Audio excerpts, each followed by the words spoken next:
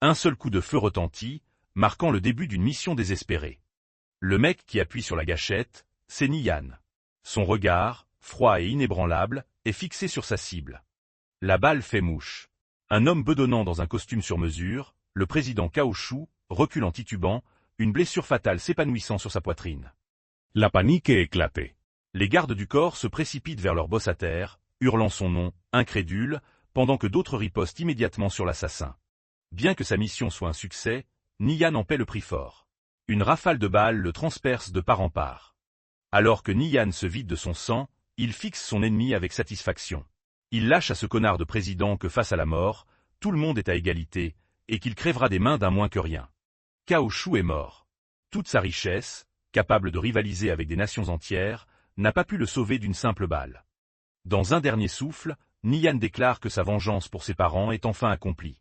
Mais alors que la vie le quitte, il ne peut s'empêcher de se demander pourquoi le destin a été si cruel avec lui arrachant tout ce qui lui était cher. Il tend la main vers la lumière, son esprit hurlant de défi. Il refuse d'accepter cette fin. Il ne se résignera pas à ce sort. Alors que son corps sombre dans des abysses sans fin, sa conscience s'accroche désespérément à la vie. Puis, un vacillement. Une lueur apparaît dans les ténèbres alors qu'un œil commence à s'ouvrir. Les yeux de Nian s'ouvrent brusquement, écarquillés par le choc et la confusion. Il se retrouve allongé dans un lit, pas dans une mare de son propre sang, mais complètement indemne. Il se redresse d'un coup, l'esprit en ébullition. Il se souvient très bien d'avoir été abattu par les gorilles de Caochu. Comment peut-il être en vie? En regardant autour de lui, une réalisation impossible s'impose à lui. C'est son vieil appartement miteux de ses années d'étudiant. Aurait-il pu renaître dans le passé? Un flash info sur la petite télé attire son attention. Ça parle du lancement explosif du vrai mot immersif, conviction. Il fixe l'écran, les yeux grands ouverts. Les serveurs de conviction viennent tout juste d'ouvrir. Ça confirme tout. Il est vraiment revenu en arrière. Il ramasse un cadre photo poussiéreux, fixant le lui plus jeune alors qu'il redécouvre le monde. La photo représente ses parents, un souvenir doux amer d'une époque plus heureuse. Il commence à se remémorer le passé. À l'époque, ses parents faisaient le commerce de métaux stratégiques à la frontière, amassant une fortune colossale lorsque l'État les a rachetés à prix d'or. Avec ce capital, son père a monté une entreprise de fonderie, et leur famille est devenue riche presque du jour au lendemain. Ils roulaient sur l'or, menant une vie de pacha. Mais les bonnes choses n'étaient pas destinées à durer.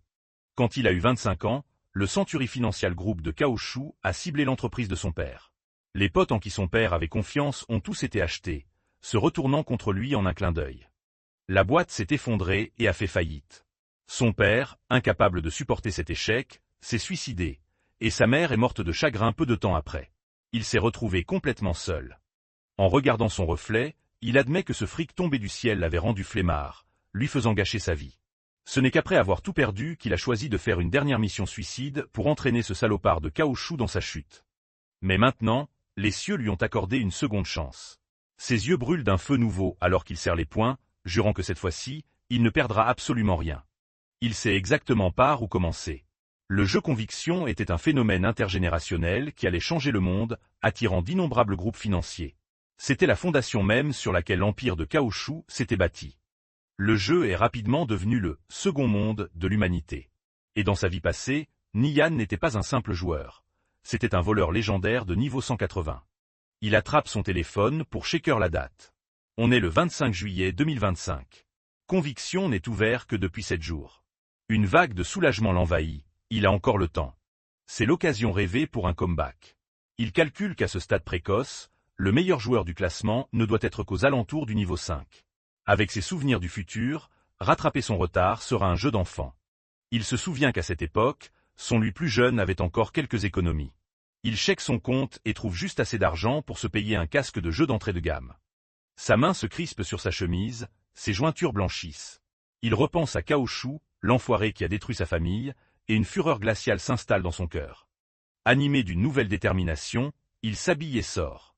Cette fois, il va tout changer. Plus tard dans la nuit, la lumière de son petit appart reste allumée, un phare de sa détermination sous la pleine lune. Le casque entre les mains, il sait qu'il part avec 7 jours de retard sur tout le monde. Mais il s'en fout. Avec ses connaissances, il va écraser tous ses rivaux et se hisser au sommet de Conviction.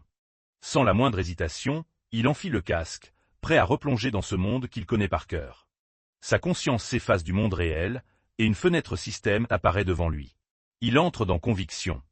La première étape, c'est la création du personnage. Une carte du monde s'affiche et on lui demande de sélectionner son pays de départ. Le monde de Conviction est divisé en 3 grandes factions. La première est la faction vertueuse, loyale bonne, qui regroupe les empires Viridian et Satrine. L'Empire Viridian est une nation humaine, dirigée par un conseil d'anciens, berceau des classes comme les clercs, les mages et les assassins. L'Empire Satrine est une alliance tribale composée de fiers nains, d'orques féroces et d'elfes élégants. Ensuite, il y a la faction sombre, loyale mauvaise, composée de tribus de démons et de morts-vivants dirigés par de puissants dictateurs. Enfin, pour les joueurs qui préfèrent une route plus chill, il y a la faction neutre, qui inclut des races comme les tribus de géants. Niyan n'a pas besoin de réfléchir à 2 fois. Dans son ancienne vie, il avait choisi la classe de « voleur des tempêtes » de l'Empire Viridian. Après y avoir versé des années de sang, de sueur et de larmes, il connaît absolument toutes les compétences et les quêtes sur le bout des doigts. La choisir à nouveau est le seul moyen de maximiser l'avantage que sa renaissance lui a offert. Avec une confiance absolue, il fait son choix. Le système confirme qu'il a sélectionné la classe voleur des tempêtes et qu'il apparaîtra dans l'Empire Viridian. Ses origines et sa classe définie, il passe à l'écran de création du pseudo, prêt à forger une nouvelle légende. Il tape sa nouvelle identité, Nirvana Flamme, un nom qui symbolise sa renaissance des cendres de sa vie passée. Le système valide son choix. Le personnage Nirvana Flamme est créé. Il entre dans le jeu, se matérialisant dans le point de spawn bondé de la cité de Calor, le hub principal de l'Empire Viridian. Dès son arrivée, une fenêtre de statut familière s'affiche devant lui. Voleur niveau 1, avec 5 points de caractéristiques à distribuer. Un sourire se dessine sur son visage. Ce sentiment, c'est de retour, et cette fois, il sait exactement quoi faire. Sans perdre une seconde, il attribue directement ses points de départ, 3 en force et 2 en agilité. Il se souvient avoir foiré son build dans sa vie passée, gaspillant un temps précieux. Il ne fera pas la même erreur 2 fois. Il jette un œil à la place grouillante de la ville. Le point de téléportation pullule de nouveaux joueurs, commençant tous leur aventure dans ce nouveau monde. Il observe les autres joueurs essayer de refourguer leur matos.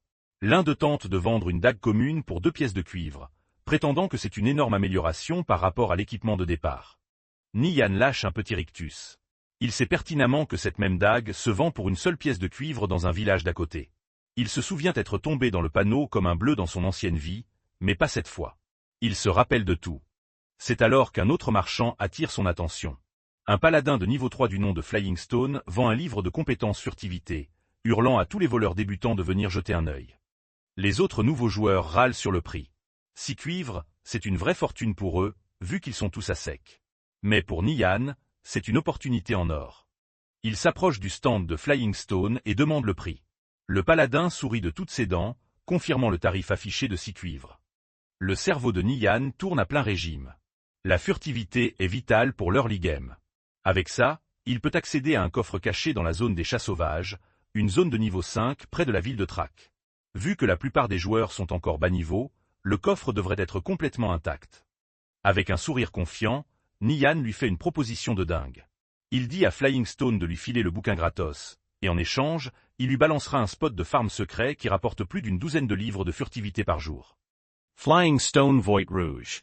Voyant que Niyan n'est que niveau 0, il le prend pour un taré qui essaie de l'arnaquer pour gratter un livre de compétences rares et lui dit d'aller se faire foutre. Imperturbable, Niyan lui dit calmement de se détendre 2 secondes. Il lui lâche ensuite qu'il sait exactement où Flying Stone a chopé ses livres, en farmant les chamans déchus dans la ville de Link. Flying Stone Rest Scotch. Niyan enfonce le clou, balançant les coordonnées exactes du spot de farm, et demande « J'ai tort ». Des sueurs froides coulent sur le front du paladin. Cet inconnu connaît ses coordonnées secrètes. Son esprit s'emballe à l'idée de pouvoir farmer une douzaine de bouquins par jour. Prenant une décision sur le coup, il fourre le livre dans les mains de Niyan. Ce n'est qu'un seul livre, et s'il peut vraiment en farmer 3 par jour avec ces nouvelles infos, c'est un putain de bon deal. Une fenêtre système apparaît, montrant qu'il lance un échange avec Nirvana Flamme. Le marché conclu, Niyan prend le livre. Il respecte sa part du contrat et file à Flying Stone les nouvelles coordonnées près du camp des chamans déchus.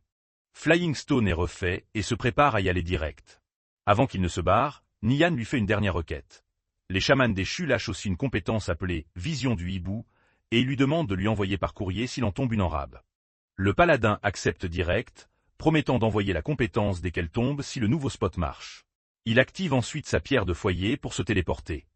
Dans un éclair de lumière bleue, Flying Stone disparaît. Maintenant qu'il a la compétence furtivité en poche, le premier objectif de Nian est bouclé. Une faible lueur l'enveloppe alors qu'il se prépare pour son prochain move, braquer ce coffre caché. Il se ferait un chemin à travers la ville et arrive à Thrak, le village le plus proche de sa cible. Il ne perd pas une seconde. Il utilise le livre de compétences, et une fenêtre système confirme qu'il a appris furtivité, une capacité qui lui permet de passer inaperçu. D'un seul pas, il active le skill. Une énergie sombre et ténébreuse tourbillonne autour de lui. Il disparaît de la vue de tous, bougeant comme un fantôme à travers les rues bondées de Thrak. Grâce à son agilité, il saute par-dessus les murs du village sans pression, esquivant totalement les portes gardées. Il atterrit silencieusement dans la forêt à l'extérieur, tapant déjà un sprint vers la zone de chasse de haut niveau où son trésor l'attend. Toujours sous couverture de sa furtivité, il arrive à destination, la zone des chats sauvages. La forêt grouille de danger. Des chats sauvages vicieux, allant du niveau 2 au niveau 4, rôdent dans le coin, prêts à sauter à la gorge du premier noob venu. Depuis la sécurité des arbres, il repère son butin. Un coffre en argent trône sur une haute branche, encerclé par une patrouille de chats sauvages mortels de niveau 5. Il sait que dans Conviction, les coffres sont classés par rareté, le loot devenant de plus en plus lourd à mesure que le rang monte. Les paliers vont de commun à argent, or sombre, et enfin, les coffres légendaires ultra rares. Ses yeux se verrouillent sur la cible. C'est ça, le coffre en argent caché. Son loot est fixe, et une fois ouvert, le coffre disparaît pour toujours. Il pousse un soupir de soulagement, sachant qu'il a été le premier à mettre la main dessus. Il se prépare mentalement à prendre des risques. Pour un joueur de niveau 0 comme lui, entrer dans une zone de niveau 5 est normalement une mission suicide. Mais il y a un bon côté. À ce niveau, on ne perd pas d'XP en mourant.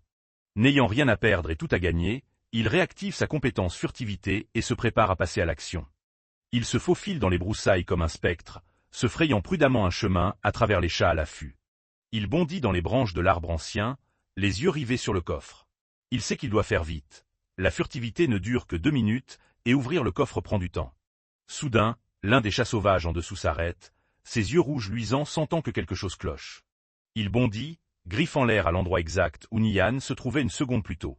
Il sait qu'il ne peut pas trop s'approcher des monstres, ou sa furtivité sautera instantanément. Il saute avec grâce de branche en branche, utilisant son agilité pour rester au-dessus des chats confus mais agités. Il atterrit sans un bruit sur la branche épaisse, juste à côté de sa cible. Sans perdre un instant, il tend la main vers le coffre. La barre de progression, ouverture du coffre, apparaît. Son cœur bat la chamade. Il se force à garder son sang-froid, sachant que son invisibilité peut foirer à tout moment. Perché en haut de l'arbre, il crochette la serrure pendant que la meute de chats sauvages tourne en rond en bas, devenant de plus en plus nerveuse à chaque seconde. Bingo! Avec un clic satisfaisant, le coffre s'ouvre. Le système l'informe que ça a pris 27 longues secondes. Ses yeux brillent de triomphe. Il sort un livre de compétences du coffre. « Je l'ai » murmure-t-il. Sa route vers le leveling parfait vient de commencer. La récompense de son coup de poker est le livre de compétences « Frappe vitale ». Ça lui permet d'infliger 150% de dégâts bonus sur les points faibles. Pour un voleur, ce skill change littéralement tout. L'ascension vers le sommet commence ici. Tout se déroule exactement comme prévu. Nian a un rictus, sachant qu'il vient de choper Frappe vitale, une compétence top tier pour les voleurs, et ça dès le niveau 0. Avec ça, il est sûr que sa progression en early game va être 2 fois plus rapide. Alors que le bouquin disparaît, une notification système confirme qu'il a pris Frappe vitale avec succès. Son plan est désormais en marche. Pile au moment où l'effet de sa furtivité se dissipe, 2 créatures massives aux yeux rouges le crament depuis le sol. Mais c'est exactement ce qu'il cherchait. Sans la moindre hésitation, Nian saute en plein milieu d'une horde de rats géants, les saluant avec une petite vanne tranquille. En tombant, il remercie les monstres confus d'avoir gardé le coffre, une pure provocation. Il savait que mourir dans « Conviction » signifiait perdre de l'expérience et du stuff. Mais en tant que joueur de niveau 0 sans rien de valeur, la mort était une ressource, pas une punition. Les fenêtres système s'enchaînent. Il est mort, a fait tomber ses gants de départ flingués, et est maintenant téléporté vers la ville la plus proche. Son plan a marché comme sur des roulettes. Dans un éclair de lumière, Nian respawn en plein cœur d'une ville animée, ravi d'avoir gratté une téléportation instantanée et gratuite. La première étape étant bouclée, son regard s'affûte. Il est temps de passer à la phase 2 de son plan de leveling de génie. Il se retrouve sur la place centrale, entouré d'une tonne d'autres joueurs qui commencent leur propre aventure, totalement ignorant de l'énorme avantage qu'ils possèdent déjà. Nian observe le village de départ. Il sait qu'il doit se faire du cash rapidement. Heureusement, ses souvenirs de sa vie passée lui indiquent exactement où trouver une quête secrète. Il va d'abord voir le chasseur Klaus, acceptant une petite quête basique consistant à récolter 20 crânes de rats géants.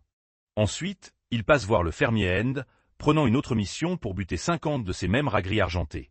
Exactement comme il avait prévu, après avoir accepté les 2 premières quêtes, l'apothicaire Or s'approche de lui. Vu que Nian a rempli les prérequis cachés, une 3e quête secrète se déclenche. C'était une mécanique secrète qu'il était le seul à connaître. Avec un sourire confiant, Nian accepte la quête cachée qui consiste à ramasser 21 queues de rats géants, s'alignant parfaitement avec ses 2 autres tâches. Dans les champs, la patte d'une créature avance silencieusement dans les hautes herbes. C'est un rat géant gris argenté, le monstre exact qu'il doit chasser pour valider ses 3 quêtes d'un coup. Nian bondit en avant, balançant une frappe vitale. La compétence, qui ne nécessitait même pas de dague, inflige d'énormes dégâts à hauteur de 21 points, bien plus que ce dont un joueur de niveau 0 devrait être capable. Le rat s'effondre direct. Un crâne et une queue tombent en loot, le mettant sur la voie rapide pour boucler ses missions. À sa grande surprise, son tout premier qu'il lâche un équipement rare, brillant de 1000 feux dans le champ. L'objet est une paire de jambières en cuir robuste, un équipement commun mais une super trouvaille pour n'importe quel nouveau joueur. Nian capte tout de suite sa valeur.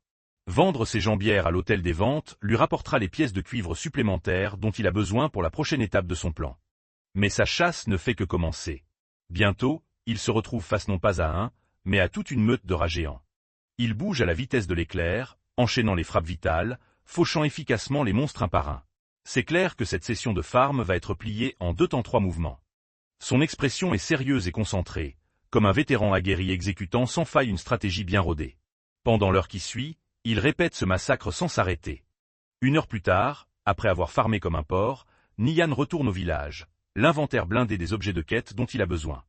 Il rend tous ces objets, validant les quêtes pour le chasseur Klaus, le fermier N des selles, caché, de l'apothicaire Or. En récompense, il empoche 34 pièces de cuivre et quelques potions de vie. Sans perdre une minute, il met en vente les jambières en cuir qu'il a trouvées à l'hôtel des ventes. Ses fonds assurés, il file tout droit vers l'armurerie. Sa destination est l'armurerie principale de la ville, l'étape cruciale suivante de son plan. À l'intérieur, le gérant l'accueille chaleureusement, se vantant que ses armes sont les meilleures de toute la région. Mais Nian n'est pas là pour faire du lèche-vitrine. Il va droit au but, balançant ses critères ultra spécifiques. Une arbalète de niveau 0 avec une attaque et une cadence de tir minimale, le tout pour moins de 40 cuivres. Le marchand sourit et lui présente son chef-d'œuvre, une arbalète de poing à tir rapide. Avec son effet triple tir, c'est exactement ce qu'il faut à Nian, affiché à pile 35 cuivres. Nian confirme l'achat dans la seconde, prenant au passage 9 paquets de 1000 carreaux de fer chacun. La facture totale monte à 44 cuivres, quasi tout le fric qu'il possède. Avec sa nouvelle arme et une réserve massive de munitions en main, il quitte la boutique tandis que le proprio lui souhaite bon voyage. Maintenant équipé jusqu'aux dents, Nian jette son dévolu sur son véritable objectif, la zone des bisons. Il sait que le jeu a un système de pénalité de niveau ultra strict. Les monstres de la zone des bisons sont niveau 8, intouchables pour un joueur bas niveau. Même les top rankers ne s'y frotteraient pas à ce stade. Mais Nian s'en bat les couilles. Il est persuadé qu'avec ses connaissances du futur, il peut combler cet écart de niveau de ouf, même en étant niveau 0. Il arrive dans la zone des bisons sauvages. C'est une immense plaine ouverte parsemée de troupeaux de monstres de haut niveau et de falaises rocheuses dangereuses. Nian se faufile prudemment dans un ravin étroit, se dirigeant vers un endroit très spécifique dont il se souvient. Il grimpe sur une corniche en hauteur, récitant une série de coordonnées de mémoire. C'est ça, le spot exact qu'il cherchait. Depuis son perchoir, il scannait les champs en contrebas et trouve rapidement sa cible, le boss de la zone, le chef bison. C'est un redoutable monstre de rang chef de niveau 8, un ennemi qu'aucun joueur ne devrait même rêver d'affronter à ce stade du jeu. Mais Nian est d'un calme olympien. Ce spot lui offre l'angle et la distance parfait. Le boss est pile à portée de son arbalète. Il vise et tire, envoyant une volée de carreaux fendre l'air vers le boss qui ne se doute de rien. Les tirs atterrissent, mais l'écart de niveau énorme fait que la plupart ratent. Même ceux qui touchent ne font qu'un misérable point de dégâts. Mais on s'en fout. Il a ramené 9000 carreaux avec lui, bien déterminé à chiser le boss à petit feu depuis sa planque. Il continue de canarder sans relâche, les minuscules chiffres de dégâts grignotant lentement mais sûrement la barre de vie du chef. Le boss commence à rager, sa vie à peine entamée, incapable de riposter face à son attaquant invisible. Provoqué au-delà de ses limites, le chef bison pousse un rugissement et charge vers la falaise dans une tentative désespérée d'atteindre son agresseur. mais son attaque s'écrase inutilement contre la roche. Nian regarde calmement, disant à la bête de laisser tomber. C'est un spot buggé, un endroit du terrain confirmé par l'histoire où les monstres ne peuvent pas atteindre le joueur. Le boss est totalement impuissant face à lui. Depuis son perchoir sécurisé, Nian continue de rafaler sans s'arrêter. Même si la plupart des tirs loupent, il suffit qu'un seul touche de temps en temps pour descendre petit à petit l'immense barre de vie du boss. L'air est saturé par le sifflement de milliers de carreaux fendant le ciel, prouvant sa patience à toute épreuve. Il voit son stock de munitions chuter de plus de 8000 à 6000, puis 5. C'est un processus long et épuisant. 3 heures plus tard, la barre de vie du chef bison est enfin dans le rouge. Il lâche un dernier rugissement à l'agonie, sa défaite imminente. Nian transpire, rincé par la monotonie du truc. Il a cramé près de 4000 carreaux et n'en revient pas que cette saleté soit encore en vie. Avec un dernier tir, un carreau vole droit au but, frappant le chef enragé en plein entre les 2 yeux. Sa barre de vie touche enfin 0. Le boss soi-disant invincible a été abattu par un simple joueur de niveau 0. La créature massive commence à vaciller, son corps colossal perdant toute force. Avec un lourd fracas final, le chef bison s'effondre, faisant trembler le sol sous son poids. Une fenêtre système explose à la gueule de Nian. Il a tué le chef bison, gagnant un bonus d'expérience délirant de 1800% grâce à la différence de niveau. En un clin d'œil, il est propulsé direct au niveau 2. Sa longue et patiente bataille a payé un max. Il saute de la falaise, pressé de voir quel loot le boss a laissé tomber. Il n'en croit pas ses yeux. Le boss a lâché une dague cornue, une arme de grade bronze, une trouvaille incroyablement rare à ce stade du jeu. Dans Conviction, le stuff est classé de commun à légendaire. Comme les monstres d'élite sont si rares, le taux de drop pour de l'équipement à stat est inférieur à 1 sur 1000, faisant de chaque pièce un véritable trésor. Une arme bronze seule offre 20% d'attaque en plus qu'un équipement commun et est livrée avec une stat bonus bien pratique. Nian sait que cette dague de niveau 5 vaut une petite fortune, au moins 3 pièces d'argent. Mais d'abord, il doit faire identifier ses stats cachées. À ce moment-là, il reçoit 2 notifications. Ses jambières en cuir se sont vendues pour 8 cuivres, et il reçoit un appel d'un joueur nommé Flying Stone, le paladin dont il se souvient vaguement. Flying Stone apparaît à l'écran, surexcité. Il s'extasie sur le fait que les coordonnées de farm que Nian lui a filées font des miracles, boostant sa vitesse de leveling de 50%. Il a l'impression d'avoir arnaqué Nian en échangeant qu'un seul livre contre un spot aussi ouf. Nian lui dit froidement de ne pas s'en faire, demandant juste une copie du livre de compétences, Vision du hibou, s'il finit par tomber. Flying Stone accepte avec enthousiasme, puis demande curieusement comment un joueur niveau 0 comme Nian pouvait connaître ce spot. Nian lâche un mytho simple, affirmant qu'il avait un ancien compte au niveau avant de reroll en voleur. Ça impressionne direct Flying Stone, qui en déduit qu'il devait être un ranker top tier. Changeant de sujet, Flying Stone demande si le main de Nian a déjà clean le camp des chamans déchus. Il explique que sa propre équipe s'est fait rincer là-bas plusieurs fois, perdant du stuff et de l'XP. Flairant l'opportunité, Nian propose calmement un guide complet pour raser le camp. Le prix, 2 pièces d'argent, non négociable. Flying Stone est sur le cul qu'il en est même un. Refait, Flying Stone lui accorde toute sa confiance, promettant d'aller convaincre son capitaine de cracher l'argent direct. Après avoir raccroché, Nian se reconcentre sur son butin. Il est temps de faire identifier sa nouvelle dague. Il retourne à Track, se dirigeant vers l'évaluateur pour révéler les stats de sa nouvelle arme. À l'intérieur, une magnifique évaluatrice elfe au regard perçant l'accueille. Il présente l'arme non identifiée, demandant ses services. L'évaluatrice elfe examine l'arme avec un sourire complice et annonce le tarif de sa prestation, le prix salé de 10 pièces de cuivre. Nian est surpris par ce prix exorbitant, mais il sait exactement ce que ça implique. Dans Conviction, les frais d'identification sont un pourcentage de la valeur d'un objet. Un tarif de 10 cuivres signifie que la dague vaut au moins 12 pièces d'argent sur le marché. C'est un putain de bon investissement. Sans hésiter une seule seconde, il lâche la monnaie et confirme l'identification. L'évaluatrice se met au travail, canalisant une puissante énergie qui enveloppe la dague d'une brillante lumière dorée. Les résultats sont ouf. La dague cornue est une arme de grade bronze avec un prérequis de niveau 0. Elle offre un massif plus 18 à sa stat d'attaque, et un plus 5 supplémentaire en force. Nian est aux anges. La stat bonus à roll sur un plus 5 en force, boostant encore plus ses dégâts. Avec des stats de base presque 10 fois supérieures à celles d'une dague normale, il sait qu'avec cette arme en main, il est maintenant quasi invincible en early game. Nian evaluament SIS capacites. Avec une arme, une compétence de frappe vitale et la furtivité, il a le kit parfait de l'assassin. Le seul truc qui lui manque, c'est un moyen de tenir sur de longs combats sans crever. Pour les voleurs, il y a deux moyens de se soigner, les potions ou les bandages. Les potions sont rapides mais bouffent tout ton fric. Mais pour un joueur réincarné comme lui, qui connaît la valeur de chaque foutue pièce, le choix est vite fait. Les bandages, c'est lent, mais c'est la façon intelligente de faire. Avant de partir, il passe par l'apothicaire. Il a un plan précis en tête, et pour ça, il a besoin de 2 potions de respiration aquatique mineure. À l'intérieur, l'alchimiste lui donne la came. Mais chaque chose en son temps, Nian décide qu'il est d'abord temps d'apprendre la compétence maîtrise des bandages qu'il avait prévue. Ses préparatifs terminés, il se met en route vers sa destination, le lointain et dangereux lac Rando. Le chemin vers le lac grouille de monstres. Nian bouge comme une ombre, les abattant avec des frappes foudroyantes. Il sait que dans la nature, faut rester sur ses gardes, car le vol de kill et les embrouilles peuvent éclater à tout moment. Il arrive enfin au village des hommes-poissons du lac Rando. Le chemin passe en plein milieu de la zone surpeuplée. Il sait qu'attaquer cet endroit de front nécessiterait un raid de 1000 mecs. Pour un joueur solo comme lui, la furtivité est la seule option. Mais juste au moment où il s'apprête à s'infiltrer, une annonce de zone retentit. La guilde Victorious Return nettoie la zone, ordonnant à tous les joueurs n'appartenant pas à la guilde de dégager dans les 3 minutes. Les yeux de Nian se plissent. Victorious Return. Ce nom ravive un souvenir amer. Tout comme dans sa vie passée, c'étaient des enfoirés arrogants, réclamant des zones entières pour eux-mêmes et traquant quiconque se mettait en travers de leur chemin. Il se souvient que trop bien comment il avait pourchassé pendant des mois. Un brasier s'allume dans ses yeux dorés. Ce n'est pas juste un obstacle, c'est l'occasion de prendre sa revanche.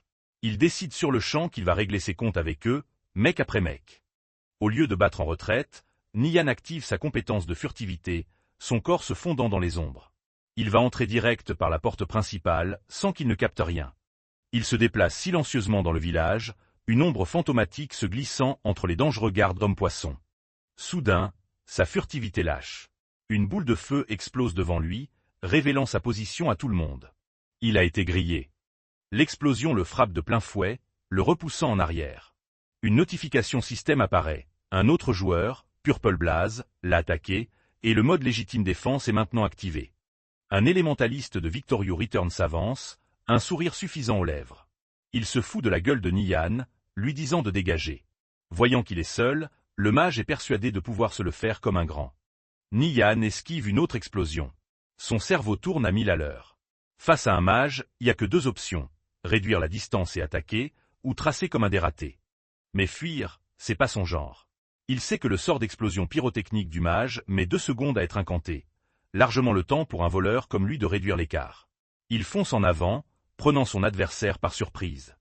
Avant même que le mage puisse finir son sort, Nian est déjà sur lui, lui plantant un coup de couteau féroce en pleine poitrine et pulvérisant une énorme partie de sa barre de vie.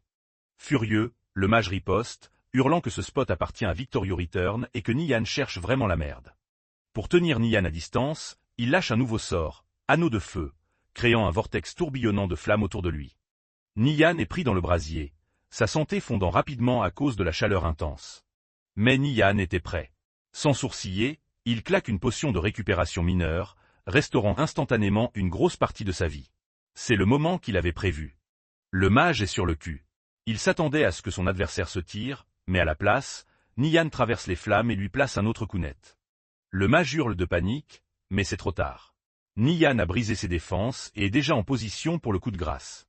En voyant Nian cramer, le mage calcule frénétiquement leur HP. Il se dit que le voleur doit être à l'agonie, alors que lui n'a plus que 51 HP. C'est une course contre la montre. Il a juste besoin de lancer une boule de feu de plus pour assurer sa victoire. Le mage, Purple Blaze, hurle de rage, déclarant que c'est le prix à payer pour avoir osé croiser la guilde Victorious Return. Mais son attaque paniquée est maladroite. Nian l'esquive avec une facilité déconcertante. Dans cette brève ouverture, la dague de Nian commence à briller d'une lumière rouge mortelle. Il s'élance en avant, lâchant sa propre compétence, frappe vitale. La lame s'enfonce profondément dans le mage. Purple Blaze le fixe, incrédule, son corps commençant à se pixeliser. Il n'arrive pas à comprendre comment un simple voleur de niveau 2 a pu survivre à ces puissants sorts. Nian lâche juste un petit sourire narquois. Alors que le corps du mage se dissout, il finit par capter une potion de récupération instantanée. Mais ça n'a aucun sens. Un joueur solo de niveau 2 ne devrait pas avoir le fric pour un item aussi rare. Nian lui lâche froidement qu'il peut méditer sur ce mystère en attendant de respawn. La victoire est à lui. Il loot rapidement le bâton de bronze niveau 2 que le mage a fait tomber. Pas le temps de fêter ça. Il sait que le reste de la guilde Victorio Return va grouiller dans la zone d'une seconde à l'autre. Il faut qu'il se casse de là. Exactement comme il avait prédit, un cri d'alarme s'élève des membres de la guilde aux alentours. Ils ont vu Purple Blaze tomber et hurlent maintenant pour que tout le monde attrape le tueur. Sans hésiter une seconde, Nian taille la route, piquant un sprint vers la rive du lac. Les guerriers de la guilde sont à ses trousses, l'un d'eux le provoquant, persuadé qu'il est impossible qu'il s'échappe. L'un des combattants, armé d'une énorme épée à deux mains, l'abat avec une force inouïe, hurlant qu'il ne s'en tirera jamais. Mais la frappe enflammée du guerrier est trop lente. Nian l'esquive proprement. Le guerrier est choqué. Il n'en revient pas que le voleur soit assez rapide pour esquiver une attaque pareille. Arrivant au bord de la falaise, Nian sort la potion de respiration aquatique qu'il a achetée plus tôt. Les mecs de la guilde derrière lui captent son plan et hurlent à la mort pour que quelqu'un l'arrête. Les guerriers claquent désespérément leurs compétences, chargeant et taillant dans un effort de la dernière chance pour l'intercepter avant qu'il ne touche l'eau. Mais dans la précipitation, leur coordination part en vrille. Les guerriers qui chargent rentrent de plein fouet dans leur propre porteur de bouclier, qui essayait de couper la route à Nian. Nian jette un coup d'œil en arrière, un léger sourire aux lèvres en voyant ses poursuivants se marcher dessus comme des blaireaux. Leurs attaques ne frappent que l'air et la roche alors qu'ils sautent gracieusement de la falaise. Avec un énorme plouf, il disparaît sous les vagues du lac Rando. Les membres de Victorio Return ne peuvent que fixer l'eau, impuissants. Ils jurent de frustration. Sans potion de respiration aquatique de leur côté, ils n'ont aucun moyen de le suivre. Une meuf qui a l'air de diriger l'escouade débarque, exigeant de savoir ce qui s'est passé. L'un des guerriers rapporte que leur cible s'est échappée dans le lac. La chef donne calmement son ordre suivant. Découvrez quand Purple Blaze respawn et récupérez immédiatement l'idée du joueur voleur auprès de lui. Le rapport tombe depuis le point de respawn, transmettant le message de Purple Blaze. Le mystérieux voleur a enfin un nom, Nirvana Flamme. Tandis que la chef de guilde à la surface jure de se venger, Nian descend dans les profondeurs calmes du lac. Il s'est fait un ennemi puissant, mais tout se déroule exactement selon son plan. Enfin en sécurité sous les vagues, Nian pousse un soupir de soulagement. Il a semé les gros bras de Victorio Return. Maintenant, il est temps de récupérer son vrai butin. Il se rappelle d'un coffre caché quelque part dans ses profondeurs. Grâce à ses souvenirs, ça ne prend pas longtemps. Planqué dans les algues se trouve le trésor caché qu'il cherchait. À l'intérieur, il trouve exactement ce qu'il était venu chercher, la perle répulsive d'eau de l'homme-poisson. Un item spécial qui lui permettra de respirer sous l'eau pendant 30 minutes pleines. C'est pas un objet particulièrement rare, mais pour son plan actuel, c'est une vraie bénédiction. Pile au moment où il l'empoche, un trident lui frôle la tronche. Il a été repéré. Il est tombé en plein dans un repère d'hommes-poissons. Les créatures grouillent de tous les côtés. Il sait que les combattre ici, sur leur territoire, c'est du pur suicide. Mais alors qu'il regarde vers la surface, une idée ingénieuse commence à germer. Le bordel qu'il a causé sous l'eau a alerté toute la tribu des hommes-poissons sur le rivage au-dessus. Pendant ce temps, la guilde Victorio Return continue de semer la destruction dans le village des hommes-poissons, totalement inconsciente de la nouvelle menace qui s'approche. Nian nage vers la surface, attirant intentionnellement la horde enragée d'hommes-poissons sous-marins droits sur le chemin de la guilde qui ne se doute de rien. Depuis la sécurité de l'eau, il observe avec un rictus ces deux groupes d'ennemis s'affronter. Il ne peut s'empêcher de remercier Victorio Return de lui avoir dégagé le passage sans le savoir. La côte étant maintenant en plein chaos, il nage vers sa véritable destination, arrivant bientôt sur l'île centrale du lac. Il crève la surface, prenant une grande bouffée d'air frais. Son plan a marché à la perfection. Mais à ce moment précis, un soudain appel à l'aide résonne depuis l'île. Il se retourne pour voir une fille en détresse. Il s'effige. Cette voix, ses cheveux roses. C'est Yao Yao, la mage sacrée de son ancienne équipe. Il n'arrive pas à croire que le destin les ait réunis si tôt. Les souvenirs de leur vie passée ensemble inondent son esprit. Les batailles qu'ils ont menées, les moments calmes au coin du feu. Ils ont un long passé, et la retrouver ici et maintenant, on dirait le destin. De retour dans le présent, il voit Yao Yao galérer dans l'eau, essayant de repousser 3 araignées d'eau agressives. Sans réfléchir à 2 fois, il replonge dans l'eau pour l'aider. Il réduit l'écart en un instant, balançant une frappe vitale sur l'une des araignées qui l'attaque. Surprise par cette aide soudaine, Yao Yao se reprend vite et lance son propre sort, Jugement sacré, sur une autre araignée. Son attaque physique à lui et la magie sacrée de la fille frappent leur cible à la même microseconde. C'est comme s'ils s'étaient battus côte à côte pendant des années. À eux deux, ils font de la charpie des monstres. Debout sur le rivage, alors que la dernière araignée se dissout, elle se tourne vers lui et lâche un simple et sincère merci. Il répond tranquillement de ne pas le mentionner, puis se présente avec son pseudo en jeu, Nirvana Flamme. Elle répète le nom, Nirvana Flamme, une lueur de reconnaissance dans les yeux. Le nom fait tilt dans sa tête. Nirvana Flamme, ce qui se traduit directement par Niyan. Tout en se demandant si c'est le Niyan qu'elle connaissait dans la vraie vie, elle se présente formellement en tant que Yao Yao. Une demande d'amie de Nirvana Flamme apparaît immédiatement. Elle sourit, lui disant que puisqu'il l'a sauvée, il devrait s'ajouter pour qu'elle puisse lui rendre l'appareil. La demande d'amie acceptée, une notification confirme leur nouveau lien. Niyan sourit et demande ce qui l'a amené jusqu'à cette île si isolée. Yao Yao explique qu'elle farmait les araignées pour leur poche d'eau. Coïncidence, Niyan était là pour un loot différent sur ces mêmes monstres, de la soie fine. Voyant qu'ils ont un but commun, il propose qu'ils fassent équipe. Elle accepte direct, et à sa grande surprise, ouvre immédiatement une fenêtre d'échange. En guise de remerciement, elle lui offre la soie fine qu'elle a déjà récoltée. L'échange passe, et Niyan se retrouve avec 12 bobines de soie fine. Au prix actuel du marché, ça vaut facilement 36 pièces de cuivre, une petite fortune pour un nouveau joueur. Elle insiste, disant que 36 cuivres, c'est que dalle pour lui avoir sauvé la vie, surtout qu'elle n'a pas besoin de la soie de toute façon. En entendant ça, Niyan accepte son cadeau généreux. Mais leur conversation est coupée court lorsqu'une forme monstrueuse jaillit de l'eau. C'est le seigneur araignée d'eau, un boss de niveau chef. Yao Yao panique. Un chef, c'est beaucoup trop fort pour que 2 joueurs bas niveau se le fassent tout seuls. Mais pas le temps de fuir. Une notification confirme que leur groupe est officiel, et le combat est lancé. Niyan prend les devants, réduisant instantanément la distance et plaçant une solide frappe vitale sur le boss. Sans perdre le rythme, Yao Yao le soutient, lâchant un puissant jugement sacré de son côté. Sa magie sacrée s'abat sur l'araignée géante, infligeant de lourds dégâts et faisant chanceler la bête. L'araignée riposte avec un coup de patte féroce, mais un avertissement rapide de Niyan donne juste assez de temps à Yao Yao pour esquiver. Changeant de tactique, Niyan dégaine son arbalète. Il crie qu'il va attirer l'attention du boss, lui disant de se concentrer sur les dégâts. Une volée de carreaux frappe les yeux du seigneur araignée, l'enrageant et tirant son aggro avec succès sur lui. Bien joué. Avec le boss distrait, Yao Yao saisit l'opportunité pour balancer ses sorts les plus puissants les uns après les autres. Un rayon fulgurant d'énergie sacrée engloutit le seigneur araignée d'eau, portant un coup critique. L'assaut combiné est de trop. Le puissant chef s'effondre et sombre sous les vagues, vaincu. Alors que les eaux se calment, Yao Yao reste bouche bée. Elle ne comprend pas. Se battre à ses côtés semblait si naturel. Ils ont buté un chef comme si c'était un vulgaire mob éclaté. Leur synergie est parfaite, comme s'ils avaient été coéquipiers toute leur vie. Niyan remarque son air silencieux et pensif et lui demande l'air de rien ce qui lui trotte dans la tête. Surprise, elle répond que ce n'est rien. Elle change vite de sujet, complimentant son skill incroyable et demandant pourquoi un mec comme lui joue en solo. Il répond simplement qu'il en a l'habitude.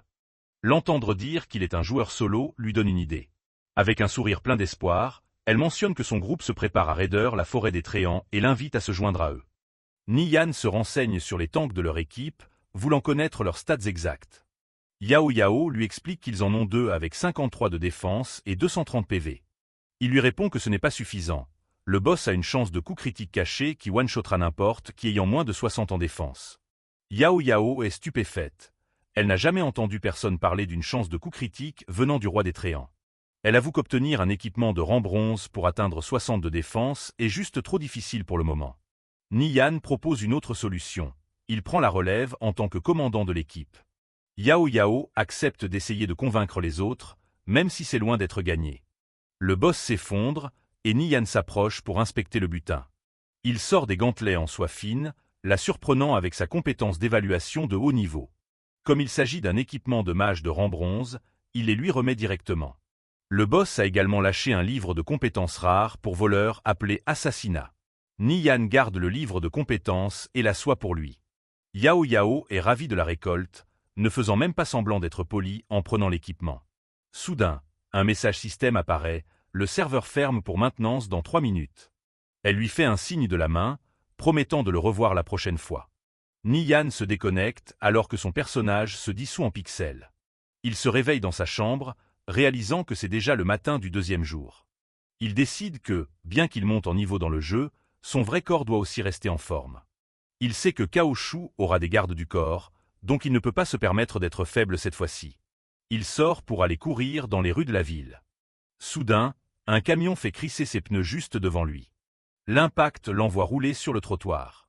Il gémit au sol pendant que quelqu'un se précipite pour vérifier s'il va bien. C'est 11e Yao, sa camarade de classe de sa vie passée. Elle le gronde pour avoir été si imprudent quand elle voit qu'il saigne. Elle court vers sa voiture pour récupérer une trousse de premier secours. Niyan la regarde, se souvenant de la façon dont elle a été détruite par le groupe de caoutchouc dans sa vie précédente. 11e Yao pense soigneusement son bras, lui disant d'arrêter d'être aussi casse-cou. Il la fixe, pensant à quel point elle n'a pas changé du tout. Il la taquine, lui demandant s'il a réussi à la convaincre de s'occuper de lui maintenant. Elle souffle d'agacement et s'éloigne, le laissant planter là. Alors qu'elle démarre, elle se demande pourquoi il a l'air tellement plus confiant ces derniers temps. Son expression se durcit, il sait qu'il doit devenir fort dans le jeu pour changer leur destin. Son téléphone se met à sonner, c'est son pote Tang Yao qui l'appelle. Tang Yao hurle à travers le combiné, exigeant de savoir où il était passé depuis 2 jours. Niyan sourit, heureux d'entendre que son meilleur ami va toujours bien. Il se souvient comment Tang Yao a tout risqué pour le soutenir dans sa vie passée. Il se souvient aussi de la fin tragique de ce gars dans une ruelle sombre, et il est déterminé à l'empêcher. Tang Yao le rattrape dans la rue et l'agrippe.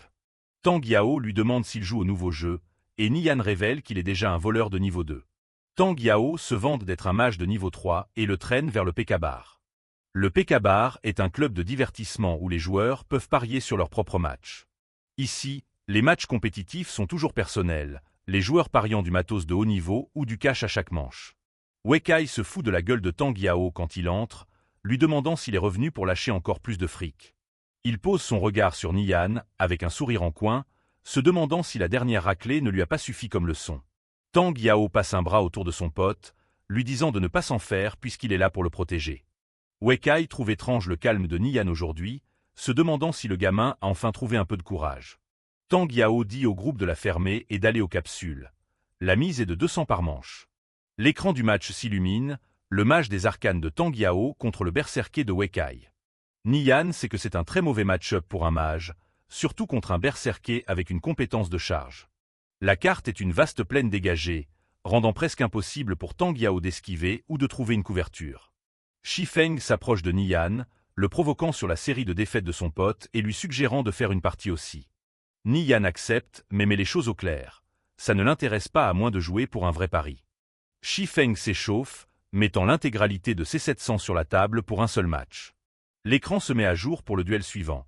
Le voleur de vent de Niyan contre le ranger de Shifeng. La carte est une forêt de bambous dense, un terrain de jeu parfait pour un voleur. Niyan déclenche instantanément sa compétence furtivité et disparaît de la vue. Shifeng scrute la zone depuis les arbres, essayant de trouver le moindre signe de mouvement. L'épéiste commence à prendre la grosse tête, se moquant de Niyan en le traitant de lâche qui ne sait que se cacher. Mais Niyan est déjà juste au-dessus de lui, sa présence complètement effacée par ses années de maîtrise. Shifeng lève enfin les yeux, mais il est déjà trop tard. Niyan se laisse tomber avec sa lame, prenant son adversaire complètement au dépourvu. La première frappe touche, arrachant instantanément un gros morceau de la barre de vie de Shifeng. L'épéiste panique en réalisant que Niyan a complètement réduit la distance et brisé ses défenses. Il riposte dans une frénésie désespérée. La lame effleure à peine le visage du protagoniste. Ayant percé à jour la véritable force de son adversaire, Niyan murmure doucement « C'est fini », avant de porter le coup final et décisif. Une frappe vitale inflige 70 points de dégâts, terminant le combat en un seul enchaînement. L'avatar de Shifeng se désintègre en fragments numériques, le laissant les yeux rivés sur un écran de défaite. La foule qui regarde les moniteurs est sous le choc de la rapidité avec laquelle le match s'est terminé. Niyan s'éloigne, pensant que s'en prendre à un débutant de niveau 2 ressemblait plus à de l'intimidation gratuite. Shifeng reste sous le choc, incapable de comprendre comment de simples mouvements ont conduit à une exécution aussi nette. Il retire son casque, frissonnant en réalisant à quel point Niyan a changé. Le larbin de Wekai reste dans un silence de mort, se demandant si c'était vraiment le gamin timide qu'ils avaient l'habitude de martyriser. Tang Yao revient de sa capsule avec un air dépité, ayant perdu 1200 dans ses matchs. Il se plaint que l'aura anti-magie du berserker est un contre parfait à son mage. Niyan le corrige, expliquant que l'aura ne réduit les dégâts qu'un peu et qu'il est facile de jouer avec le timing pour l'esquiver. Tang Yao regarde son ami avec surprise, se demandant où il a pu choper toutes ses connaissances avancées. Niyan lui tend simplement les 700 qu'il vient de gagner pour aider à couvrir les pertes de son ami. Un des gros bras de Wekai s'avance, hurlant sur Niyan d'arrêter de se la péter. Le gars se jette en avant avec un coup de poing, déterminé à lui donner une leçon sur le champ. Mais Nian attrape le poing en plein vol avec une précision sans effort. Il utilise le propre élan du mec pour le plaquer violemment au sol. Nian repense à sa vie passée, où il a pratiqué le combat spécifiquement pour faire face à des enflures comme Cao Shu. Tang Yao en reste bouche bée, se demandant depuis quand son pote est devenu aussi redoutable dans la vraie vie. Shi Feng et les autres reculent de peur alors que leur groupe commence à se décomposer. Wei Kai fixe Nian, réalisant que le gamin qui se tient devant lui est fondamentalement différent de celui qui l'harcelait. Il retient son groupe, stoppant la confrontation physique pour demander si Nian vient vraiment de vaincre un de ses sbires dans le jeu. Nian reste complètement impassible, qualifiant ça avec dédain de petit match et notant que l'adversaire était beaucoup trop faible. Wei Kai l'invite avec moquerie à faire une manche, mais Nian fait comprendre que ça ne l'intéresse pas si l'enjeu n'est pas élevé. Wei Kai propose 1000 par manche, mais Tang Yao proteste, qualifiant cela d'acte de harcèlement flagrant pour un berserker de niveau 3 de défier un voleur de vent de niveau 2. Ignorant les inquiétudes de son ami, Nian fait grimper les enchères de manière significative, proposant 3000 crédits pour une seule manche. Wei Kai accepte le défi, alimenté par l'arrogance et la conviction qu'un miracle est impossible pour un joueur du niveau de Nian. Tang Yao panique, attrapant Nian et lui demandant où il compte trouver ce genre de fric pour un pari aussi risqué. Nian révèle d'un ton désinvolte qu'il lui emprunte l'argent, et malgré sa peur, Tang Yao décide de tout risquer pour soutenir son pote. Le duel commence alors que les deux joueurs se matérialisent dans l'arène numérique, la tension entre le voleur de vent et le berserker est palpable. Ils sont largués sur une carte de prairie plate, n'offrant presque aucune couverture naturelle pour un personnage qui s'appuie sur la furtivité. Observant depuis la touche, Tang Yao est rempli d'effroi, sachant à quel point ce terrain est désavantageux pour un voleur. Wei Kai propose de changer de carte par pitié, mais Nian refuse avec confiance, déclarant que le décor actuel est parfaitement adapté. Nian active sa compétence furtivité, son corps se floutant puis disparaissant complètement dans l'environnement.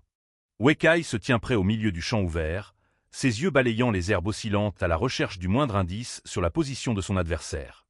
Le berserker est convaincu qu'il peut traquer Nian grâce au mouvement de l'herbe, attendant la moindre ondulation pour le débusquer.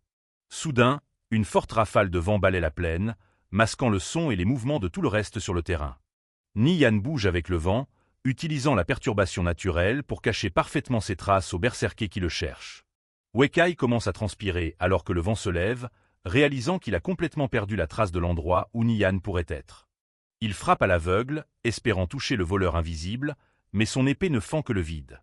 Il est sincèrement impressionné et terrifié, n'ayant jamais vu quelqu'un utiliser la furtivité et l'environnement avec une telle maîtrise. Nian attend patiemment dans les hautes herbes juste derrière sa cible, chronométrant sa frappe pour la prochaine rafale de vent naturel. Wei Kai essaie de se convaincre que le gamin doit bouger lentement et qu'il est forcément encore quelque part devant lui. Le vent souffle à nouveau, et Nian bondit des ombres, sa lame trouvant une ouverture dans la défense de Wei Kai. Le berserker encaisse un coup violent, le choc se lisant sur son visage alors qu'il se demande à quel moment son adversaire a réussi à passer derrière lui. Le mastodonte balance immédiatement son espadon pour contre-attaquer, mais Nian a déjà fait un bond en arrière à temps pour esquiver. Désespéré de reprendre l'avantage, Wei Kai déclenche une puissante frappe tourbillon, son espadon tournoyant dans un large arc de cercle. Nian lit facilement l'attaque, notant que l'arme lourde laisse un délai d'une seconde après le lancement de la compétence. Il voit ce délai comme la clé absolue de sa victoire, se positionnant pour exploiter la vulnérabilité momentanée du berserker. Alors que l'épée de Wei Kai ralentit, Nian frappe, certain que c'est sa meilleure chance de mettre fin au match. Il traverse le champ comme une ombre, sa vitesse dépassant de loin ce qui devrait être possible pour un joueur de niveau 2. Nian déclenche frappe vitale, une capacité à gros dégâts qui frappe Wei Kai pile à son point le plus faible. Les spectateurs sont réduits au silence, stupéfaits par le timing parfait et l'exécution affichée par l'outsider supposé. Wei Kai hurle de douleur alors que l'énorme coup fait mouche, ses PV plongeant dans la zone de danger. Avec sa santé au plus bas, le berserker entre dans une rage frénétique, refusant de perdre contre quelqu'un qu'il considère inférieur. Il charge son ultime attaque, entaille de flamme, hurlant à Nian de crever alors qu'il abat sa lame brûlante. Tang Yao crie à Nian de s'écarter. Wei Kai essaie de forcer la distance avec une entaille de flamme, mais Nian sait que rester au corps à corps est son seul avantage en tant que voleur. La lame touche, arrachant un morceau de sa barre de vie. Wei Kai se marre, le traitant d'arrogant pour avoir essayé d'encaisser une frappe directe. Le berserker prend son élan pour un énorme coup unique. Un arc d'énergie rouge fend les airs. La foule pense que c'est fini, sachant qu'une charge réussie étourdira le voleur et mettra fin au combat. D'une manière ou d'une autre, Nian se baisse juste sous l'attaque à bout portant. Il sait que la distance de charge est plus courte que la portée de sa dague. C'est sa chance. Une contre-attaque fulgurante prend le guerrier au dépourvu. L'impact envoie une onde de choc à travers le terrain. La santé de Wei Kai tombe à zéro instantanément. Nian glisse en arrière, maintenant à peine sa posture après avoir encaissé le coup initial. L'écran de victoire apparaît, laissant le voleur comme le dernier survivant. La foule est estomaquée. Un voleur de niveau 2 vient de terrasser un berserker de niveau 3. De retour dans la réalité, Wei Kai fixe son casque avec incrédulité. Tang Yao se précipite pour fêter ça, mais Nian hausse simplement les épaules comme si c'était un coup de bol. Son ami est convaincu qu'il est un pro et le supplie de lui donner des astuces pour mage des arcanes. Wei Kai s'approche d'eux. Étonnamment, il encaisse la défaite comme un homme et les invite même dans son bar plus tard. Il se retourne pour partir avec son équipe. Son subordonné est confus par cette gentillesse, mais Wei Kai l'avertit que ce gamin est dangereux et qu'il ne faut pas s'en faire un ennemi. Nian promet d'aider son pote une fois qu'ils seront de retour dans le jeu. Plus tard dans la nuit, le grain ne s'arrête pas. Nian se met au sol pour faire des abdos, réalisant qu'un personnage fort a besoin d'un pilote fort. Il enchaîne avec une série de pompes. Après avoir bien transpiré, il se prépare à replonger dans Conviction. Il enfile le casque et lance la connexion. Les fragments numériques fusionnent alors qu'il se matérialise à nouveau dans le monde. Une demande d'amis de Easy retentit sur son interface. Un message de pierre volante arrive avec le paiement pour le guide qu'il a fourni plus tôt. Il accepte la demande, se disant qu'il pourra carry son ami à travers la forêt des Tréants plus tard. Mais d'abord, il a une quête cachée à valider. Il trouve le médecin Blevin et lui remet les soies fines qu'il a récoltées. Le vieil homme est impressionné et propose de lui enseigner une compétence spéciale en récompense. Une notification lui demande s'il veut apprendre le bandage de combat intermédiaire. Nian accepte immédiatement. C'est exactement ce qu'il était venu chercher. La compétence lui permet de restaurer 20 points de vie sur 10 secondes, même en plein combat. La quête n'est pas encore terminée, elle n'en est qu'à 20% d'achèvement. Il réalise qu'il s'agit d'une rare quête en chaîne. Blevin demande encore plus de soie, et Nian est plus qu'heureux de rendre service. Une notification système apparaît sur l'écran de Nian. Une fille aux cheveux roses lui dit que le groupe est prêt, et Nian répond qu'il arrive. Il a l'intention de farmer des objets rares dans la forêt des Tréants pour accomplir une quête en chaîne de haut niveau. Du côté du point de téléportation de la ville de Thrak. Tang Yao est déjà là, se demandant où est passé son pote. Nian débarque et lui dit qu'il s'attaque au roi des Tréants aujourd'hui. Il s'approche d'un grand groupe de joueurs qui les attendent. Yulan et Yao Yao leur font signe d'approcher. Tang Yao en a la mâchoire qui se décroche tellement les filles sont canons. La fille dit à Nian qu'elle a eu du mal à convaincre Yulan de le laisser diriger. Un voleur nommé Shen Borikan, clairement pas ravi de voir le petit nouveau. Nian lâche une salutation toute simple, mais Yulan peut déjà voir que c'est un vrai dur à cuire à son aura calme. Nian va droit au but. Il est confiant, mais seulement s'il est le capitaine et que tout le monde suit ses ordres. Les autres membres n'en sont pas si sûrs. Shen Bo aboie en retour, demandant pourquoi il devrait écouter un étranger qui pourrait tous les faire tuer. Yulan recadre sèchement Shen Bo, lui rappelant qu'ils ont déjà accepté les conditions. Elle s'excuse auprès de Nian pour l'attitude de son coéquipier. Nian ne cède pas d'un pouce. C'est sa méthode ou rien, et quiconque n'est pas d'accord peut se barrer tout de suite. Une invite système apparaît alors qu'ils forment l'équipe. Les joueurs commencent à rejoindre un par un. Yulan est très clair. Si quelqu'un essaie de saboter l'expédition, il est viré pour de bon. Shen Bo rejoint à contre-cœur, ayant toujours l'air amer. Pour calmer les nerfs, Nian propose un marché. S'ils se font anéantir à cause de ses erreurs, il paiera 10 pièces d'argent à chacun. Le groupe est abasourdi.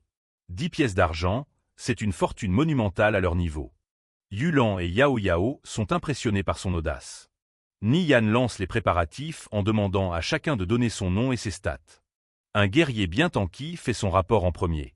Le reste des mages et des guerriers suit le mouvement. Nian leur ordonne à tous d'aller acheter des potions de hâte et de force spécifiques.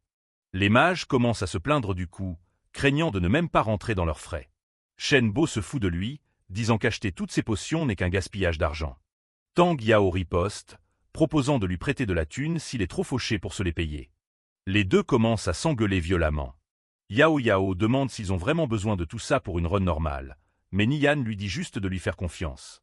Ils lâchent la bombe, ils ne font pas le donjon normal, ils visent la difficulté expert. Yulan a le dernier mot et dit à tout le monde de s'équiper exactement comme Niyan l'a demandé. Une fois tout le monde prêt, l'équipe franchit les portes de la ville. Ils arrivent devant l'entrée dense et brumeuse de la forêt des Tréants. Niyan dit au groupe de rester en retrait pendant qu'il active l'entrée. Il trouve l'ancienne tablette de pierre cachée parmi les arbres. Un texte antique se met à briller lorsqu'il interagit avec. Il marmonne quelque chose sur les elfes noirs alors que le portail vers la forêt s'ouvre enfin. Niyan fixe l'écran de sélection de la difficulté. Sans une once d'hésitation, il sélectionne le mode expert. Une vague d'énergie téléporte toute l'équipe dans le donjon. L'écran de titre du système pour la forêt des Tréants s'affiche. Une notification confirme qu'ils sont entrés en difficulté expert. L'équipe panique, réalisant qu'ils sont complètement dépassés par les événements. Yulan comprend que Niyan a fait ça exprès. Shenbo pète un câble, accusant Niyan de saboter la run pour leur faire perdre de l'XP. Niyan s'en fout royalement. Il dit au lâche qu'il est libre de partir quand il veut. Yao Yao s'interpose, disant à Shenbo que Niyan est son invité et qu'il doit arrêter de le cibler constamment. Shenbo essaie de sauver la face, affirmant qu'il n'a aucun problème personnel avec elle. Mais intérieurement, il bout de rage qu'elle défende un étranger à sa place. Niyan explique le topo. C'est juste 30% de PV en plus et plus de coordination. Rien d'impossible. Yulan se demande toujours d'où lui vient son ego surdimensionné. Yao Yao demande s'il est vraiment sûr de lui, et Niyan lui dit simplement de se détendre. Shenbo fixe l'arrière de la tête de Niyan, espérant qu'il se plante. Le groupe s'enfonce plus profondément dans les bois sinistres et couverts de lianes. Soudain, Niyan ressent une attaque et hurle à tout le monde de se disperser. Des racines massives jaillissent violemment de la terre. Shenbo est pris au dépourvu et se fait complètement emmitoufler. Il se débat alors que les lianes resserrent leur étreinte. Un tréant imposant apparaît, prêt à écraser sa proie. Le monstre étouffe la vie hors du voleur. Shenbo hurle pour que Niyan le sauve. Un autre tréant se joint à l'attaque depuis les ombres. Niyan n'hésite pas, hurlant au mage de tout lâcher. Les guerriers au bouclier se précipitent pour former un mur. L'un des tanks se prépare à l'impact alors qu'une liane s'écrase contre son bouclier. Les sorts volent depuis la ligne arrière, frappant le monstre avec tout ce qu'ils ont. Une décharge d'énergie explose contre le tronc du tréant. Les lianes sont sectionnées, envoyant Shenbo s'écraser lourdement au sol. Il blâme immédiatement Niyan, l'accusant d'avoir vu le piège et de ne pas l'avoir prévenu. Niyan lui fait remarquer que même les guerriers ont esquivé. Son échec est de sa propre faute. Tang Yao se marre, disant que n'importe quel joueur au pif serait un meilleur voleur que ce mec. Yulan dit à Shenbo qu'il s'est assez ridiculisé pour aujourd'hui. Niyan décide de prendre la tête et de nettoyer la voie proprement. L'équipe accélère le pas, fonçant à travers la forêt. Ils gardent une formation serrée pendant leur course. Niyan repère un énorme piège à rondins et dit à tout le monde de reculer. Il bondit dans les airs avec une vitesse incroyable. En plein vol, il tranche habilement une série de fils de déclenchement. Il regarde en arrière, donnant l'impression que ses manœuvres de niveau expert sont un jeu d'enfant. Niyan poursuit sa course, tranchant les pièges de la forêt avec une précision chirurgicale. Observant depuis la touche, Tang Yao est visiblement secoué par la maîtrise fluide de Niyan avec la classe voleur. Yulan et le reste du groupe ne peuvent que regarder avec admiration son efficacité. Rongé par la jalousie, Shenbo essaie de crâner, affirmant qu'il peut désamorcer les pièges tout aussi facilement. Il charge imprudemment en avant, sa botte s'écrasant violemment sur une plaque de pression cachée. En un instant, des pointes mortelles jaillissent du sol, attrapant le voleur arrogant dans un piège mortel. La panique s'installe alors que Shenbo réalise qu'il n'a aucun moyen d'esquiver le coup fatal. Juste avant que les pointes ne le transpercent, une main puissante attrape son bras et le tire en arrière. Il est balancé sans ménagement sur la terre ferme, reprenant son souffle. Niyan le regarde de haut avec une froide indifférence, le taclant sur ses erreurs d'amateur. Humilié, Shenbo s'emporte, accusant Niyan de l'avoir délibérément conduit dans le piège. Tang Yao s'avance, furieux que quelqu'un puisse mordre la main qui vient de lui sauver la vie. Niyan ne bronche pas, déclarant froidement que Shenbo est tout simplement indigne de sa classe. Aveuglé par la rage, Shenbo dégaine sa lame et défie Niyan dans un duel 1v1. Il se jette sur le voleur aux cheveux d'argent, ses mouvements brouillons et prévisibles. Niyan neutralise l'attaque sans aucun effort, suggérant avec moquerie que Shenbo ramène ses potes la prochaine fois. Le voleur reste figé, abasourdi par l'écart abyssal de leur puissance. Yulan et Yao Yao interviennent rapidement, exprimant leur profonde déception face au comportement de Shenbo. Désespéré, Shenbo essaie de jouer la carte de l'étranger pour monter ses anciens coéquipiers contre Nian. À sa grande surprise, même le tank de l'équipe lui dit de la fermer et d'arrêter ce ciblage insensé. Réalisant qu'il a perdu sa place, Shenbo lâche un rire amer et moqueur avant de décider qu'il en a fini. Une notification système retentit alors que Shenbo quitte le groupe et disparaît dans les bois sombres. Yao Yao présente des excuses sincères pour le drame, mais Nian est bien content d'être débarrassé de ce boulet. En regardant vers l'avant, Nian se promet qu'il devra un jour sélectionner sa propre escouade d'élite. Yul en demande de la concentration. Ils ont encore un donjon à vider, et le temps presse. 30 minutes plus tard, le groupe atteint une partie dense de la forêt bloquée par 18 tréants. Yulan hésite à engager un groupe aussi énorme, mais Nian a déjà formulé un plan. Il se positionne au-dessus du sol de la forêt, scrutant la formation ennemie depuis une branche. L'équipe regarde d'en bas, incertaine de ce que leur nouveau chef prépare. Nian dégaine son arbalète de poing spécialisée, un outil parfait pour plus haut niveau. Avec un sourire confiant, il se prépare à leur montrer l'art de la gestion de monstres de niveau divin. Nian sort une arbalète à 3 coups et tire sans la moindre hésitation. Les flèches se divisent en plein vol, frappant 3 points distincts au plus profond de la forêt. Eau bouillante et les autres regardent sous le choc, se demandant s'il vient de rater son tir. Nian ne perd pas le rythme, aboyant des coordonnées précises que Eau bouillante doit tenir. Les flèches ont fait exactement ce qu'elles devaient faire, réveillant un grand groupe de tréants. Les monstres rugissent et commencent à grouiller vers la position de l'équipe. Yao Yao est sans voix. Utiliser une arbalète à 3 coups pour prendre l'aggro comme ça, c'est légendaire. Yulan demande où elle a déniché ce mec, réalisant qu'attirer 18 tréants d'un coup demande une précision démentielle. Elle le fixe, comprenant enfin que Flamme du Nirvana est à un tout autre niveau. Les tréants s'écrasent sur leur ligne, balançant leurs lourdes branches avec une force colossale. Nian garde son sang-froid, disant à Eau bouillante de stabiliser son centre de gravité pendant que les autres concentrent leurs tirs. Il bondit dans la mêlée, ses frappes brillant d'une explosion d'énergie électrique. Eau bouillante se recroqueville derrière son bouclier, bluffé que les conseils de Nian rendent les blocages beaucoup plus faciles. Yulan et la prêtresse fournissent une couverture, disant au tank de tenir bon pendant qu'elle se déplace en soutien. Une onde de choc massive traverse les bois alors qu'ils affrontent les bêtes de bois. Ils abattent les premiers, les arbres géants s'effondrant en tas de bois. Alors que la poussière retombe, une lueur dorée attire leur regard depuis les restes. Yulan ramasse une paire de gantelets de grade bronze, stupéfaite que la difficulté expert lâche du butin aussi facilement. Yao Yao demande comment il a réussi ce tour de force, et Nian lui adresse juste un sourire confiant. Il leur dit de maintenir le rythme pour pouvoir nettoyer le reste de la forêt. Il tire à nouveau, attirant de manière experte la vague suivante de monstres dans leur piège. Il taille en pièces les tréants, le sol de la forêt se remplissant de débris. Nian bouge comme une ombre, éliminant les cibles avec une efficacité impitoyable pendant que les filles regardent avec admiration. 20 minutes plus tard, l'équipe fait une pause, entourée du butin d'une run réussie. Au plus profond des bois sombres, l'atmosphère change alors qu'ils s'aventurent en territoire inconnu. Nian regarde droit devant, focalisé sur l'objectif qu'ils visent depuis qu'ils sont entrés. Il dit à tout le monde de se reposer un peu, promettant que les vraies récompenses les attendent encore. Au lieu de suivre le chemin principal, Nian pointe vers l'ouest. Yulan hésite, se rappelant que ce chemin est une impasse, mais Nian leur dit de lui faire confiance. Il sait exactement ce qu'il fait, se dirigeant vers un scénario caché que personne d'autre n'a découvert. Une faible mélodie de flûte flotte à travers les arbres, forçant le groupe à s'arrêter net. Ils aperçoivent une silhouette assise sur un rocher au loin, le berger des tréants, Yampa. Le vieil homme est assis seul, jouant un air sombre pour la forêt qu'il avait l'habitude de garder. Il leur parle d'une époque où les tréants et les humains vivaient côte à côte en paix. Tout a changé quand de sombres cultistes sont apparus, apportant une corruption qui a empoisonné les bois.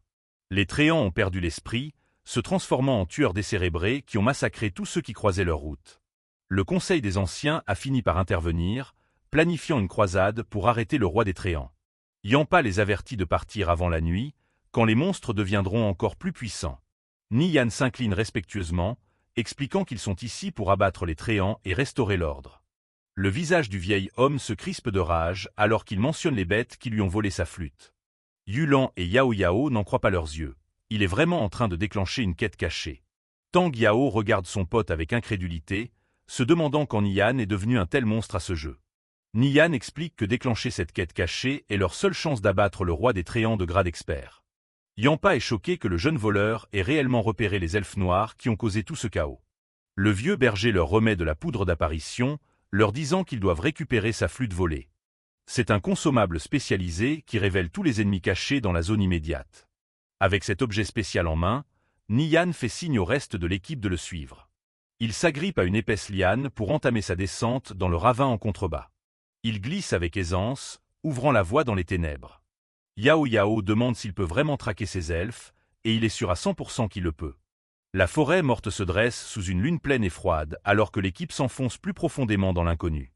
Le groupe traverse une étroite corniche de pierre, le précipice disparaissant dans l'obscurité totale. Nian arrête le groupe net, déclarant qu'ils ont coincé leur cible. Yao Yao ne comprend pas comment il en est si sûr, mais il sait qu'ils sont traqués depuis qu'ils sont entrés. Soudain, elle halète en ressentant quelque chose de froid et malveillant à proximité. Une fumée noire commence à tourbillonner autour d'eux. Les traqueurs cachés ont enfin décidé de se montrer. Nian et Yulan s'accroupissent dans les ombres de la grotte. Il explique que ces deux elfes noirs sont froussards, ils doivent donc les abattre en un seul mouvement net avant qu'ils ne puissent filer. Une ombre sombre, semblable à de la brume, rampe sur le sol rocailleux alors qu'un des elfes passe devant leur cachette. Toute l'équipe attend en silence plus loin dans le passage, regardant les contours flous avancer vers le piège. Nian se jette en avant et jette la poudre révélatrice. Ils ont parfaitement mordu à l'hameçon. La poudre scintillante recouvre l'air, forçant les traqueurs invisibles à montrer leur forme. Deux chétifs elfes noirs sont soudainement pris à découvert, l'air complètement paniqués maintenant que leur couverture est grillée. L'un des elfes pousse un rugissement désespéré en essayant de trouver une voie de sortie. Tang Yao et Eau Bouillante s'avancent pour bloquer le passage. Tang Yao sourit de toutes ses dents, leur demandant exactement où il croit aller. Acculé, l'un des elfes se jette sur Tang Yao, les griffes sorties. Eau Bouillante s'interpose pour tanker le coup pendant que Tang Yao commence à charger le mana d'un sort. Tang Yao canalise un énorme tourbillon de feu entre ses paumes. La boule de feu s'écrase sur l'elfe noir, l'embrasant alors qu'il hurle de douleur. Yulan dégaine son épée et rallie le reste du groupe pour intervenir et finir le boulot. L'escarmouche se transforme en une bagarre chaotique. Nian repère l'objet qu'il recherche accroché à la ceinture d'un des elfes. L'elfe restant frappe sauvagement dans le vide, mais Nian s'approche déjà pour l'exécution. L'elfe a résisté en désespoir de cause, mais Nian a esquivé l'attaque sans forcer. Nian assène une entaille nette, portant un coup vital qui draine un énorme morceau de la santé de l'elfe. Le reste de l'équipe déchaîne ses compétences, submergeant les deux elfes dans un déluge de lames et de magie. Avec les ennemis à terre, Nian tend la main vers le butin brillant laissé sur le sol. Il l'a. Nian brandit une flûte dorée très ornée. C'était la clé pour terminer le donjon. C'est la flûte d'Yampa, un objet de quête qui nerve considérablement les créatures de type tréant et donne à l'utilisateur un énorme boost de santé. Yao Yao appelle Nian, lui faisant remarquer qu'il y a autre chose cachée dans l'herbe. Il ramasse un morceau de parchemin usé par le temps. Ce n'est pas juste du loot, c'est une lettre. Cela déclenche un scénario secondaire, un message secret avertissant d'une contre-attaque de la tribu Drow sur la forteresse Hilton. Yulan fixe la lettre, incapable de lire le texte elfique. Nian lui dit que c'est une quête spéciale qu'ils pourront valider une fois la forêt nettoyée. Les autres membres de l'équipe sont survoltés. Trouver une quête cachée comme ça était une surprise totale. Nian tend la flûte à Eau Bouillante. Puisqu'il est le tank principal, il a besoin des PV supplémentaires pour affronter le roi des Tréants. Eau Bouillante est scotché. Avec 300 points de vie en plus, il n'a même plus peur du boss. L'équipe se remet en route, mais Tang Yao reste en retrait une seconde, remarquant comment l'attitude de tout le monde envers Nian a changé du tout au tout. Tang Yao sourit intérieurement, fier que son pote montre enfin à ses gars de quoi il est capable. Nian ouvre la marche plus profondément dans la forêt, sa cape flottant derrière lui alors qu'ils approchent de la fin. Un grondement sourd fait trembler le sol, et de la fumée s'élève de la lisière dense des arbres droits devant. Il commence à se frayer un chemin à travers les tréants restants, dégageant la voie avec des frappes rapides et de la magie coordonnée. Une racine massive et tordue jaillit de la terre, signalant que le gros morceau est enfin arrivé. Eau Bouillante admire son nouveau bouclier rond en bronze. Il est à des années-lumière de tout ce qu'il a pu farmer auparavant. Yulan hésite avant de demander à Nian si elle peut lui acheter le bouclier, sachant que c'est lui qui les a menés jusqu'ici. Elle se dit qu'avec un tel équipement, son équipe pourrait enfin avoir une chance dans les donjons de plus haut niveau par eux-mêmes. Nian lui dit de juste le prendre. Il n'est là que pour de l'équipement de voleur et un bijou spécifique que le boss lâche. Yao Yao est reconnaissante, mais se sent mal qu'il encaisse une telle perte sur le butin. Elle le remercie sincèrement. Le sol se fissure alors qu'une branche colossale s'écrase, pulvérisant le terrain autour d'eux. Une explosion de poussière et de débris se dissipe pour révéler le gardien massif de la forêt. Tout le monde se prépare à l'impact. Nian crie à l'équipe de faire attention et de mettre en place leur formation immédiatement. Il dit aux guerriers et aux boucliers de passer à l'avant. Émergeant du brouillard, voici le roi des Tréants, un boss de grade seigneur de niveau 4 avec 10 000 points de vie. Le vrai combat commence maintenant. Le roi des Tréants les domine de toute sa hauteur, hurlant sur cet maudit humain qui ose poser le pied sur son territoire. Ce n'est pas vraiment un accueil chaleureux. La bête massive abat ses bras couverts de lianes, leur hurlant d'aller en enfer alors qu'elle essaie d'écraser Nian. Nian est une flèche, sautant par-dessus un balayage de racines massifs avec une agilité démentielle. Les réflexes de ce mec sont à un autre niveau. Il fait un salto arrière pour échapper à une autre frappe, atterrissant parfaitement sur ses pieds sans transpirer une goutte. La prêtresse est complètement sur le cul. Elle n'arrive pas à croire qu'un voleur de niveau 2 gère un monstre de grade seigneur de niveau 4, comme si c'était un boss de tuto. Nian ramène tout le monde à la réalité, ordonnant à Eau Bouillante de prendre l'aggro pendant que les mages gardent leur distance. Il prend le commandement total du raid. Eau Bouillante charge et place un coup, mais la défense du boss est tellement élevée qu'il l'égratigne à peine. Ça va être un long combat. Les mages ouvrent le feu, envoyant des salves de magie volée vers l'arbre géant de toutes parts. Toute l'équipe encercle le roi des Tréants, déchargeant leurs meilleures compétences pour grignoter sa gigantesque barre de vie. Une énorme explosion secoue la clairière, mais les chiffres de dégâts qui s'affichent sont toujours affreusement bas.